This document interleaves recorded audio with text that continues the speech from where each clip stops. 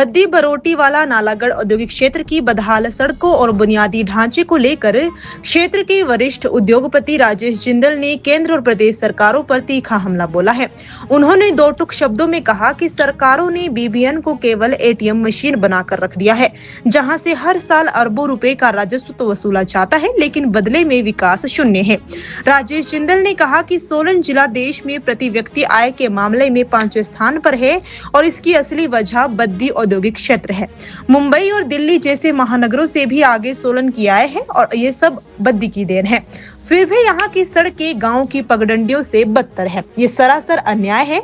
उन्होंने कहा, सरकारों की संवेदनहीनता पर कटाक्ष करते हुए जिंदल ने कहा, सनातन संस्कृति में रोशनी देने वाले सूरज को देवता माना जाता है, लेकिन जो क्षेत्र पूरे प्रदेश को रोशन कर रहा है उसे सिर्फ लूटा जा रहा है। बद्दी की जनता और उद्योगों का आखिर कसूर क्या है कि उन्हें मूलभूत सुविधाओं के लिए भी तरसना पड़ रहा है। उन्होंने प्रधानमंत्री नरेंद्र मोदी और मुख्यमंत्री सुखविंदर सिंह सुक्खू से बीबीएन के लिए 5,000 करोड़ रुपए के विशेष पैकेज की जोरदार मांग की।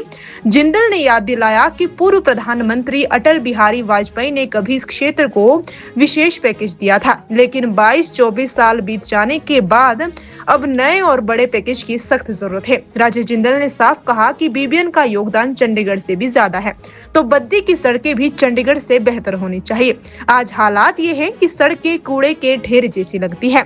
उद्योगपति के इस तीखे और बेबाक बयान ने एक बार फिर सरकारों की प्राथमिकताओं पर सवाल खड़े कर दिए हैं।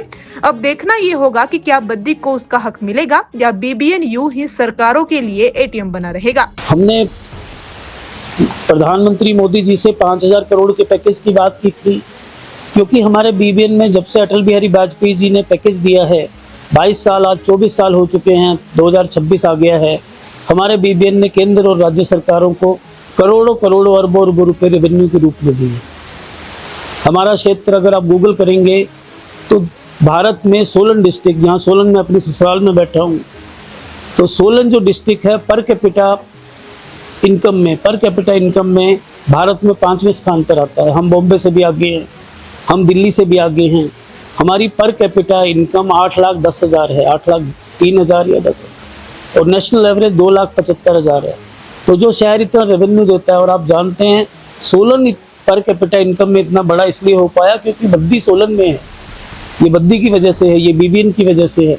जो शहर इतना दे रहा है, सरकारों को इतना दे रहा है, राज्य सरकार को इतना दे रहा है, केंद्र सरकार को इतना दे रहा है, उसके रोड इतनी कचरा हालत में, तो ये सब प्रदेश सरकारों को भी और केंद्र सरकार को भी सोचना चाहिए, और हमारे नेताओं को तो सोचना ही चाहिए।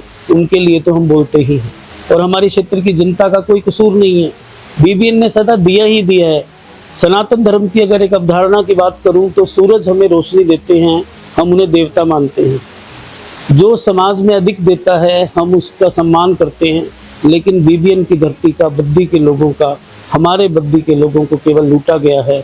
हमें एटीएम समझा गया है, हमसे केवल पैसा लिया गया है। हमारे रोड आज किसी गांव से भी बदतर है।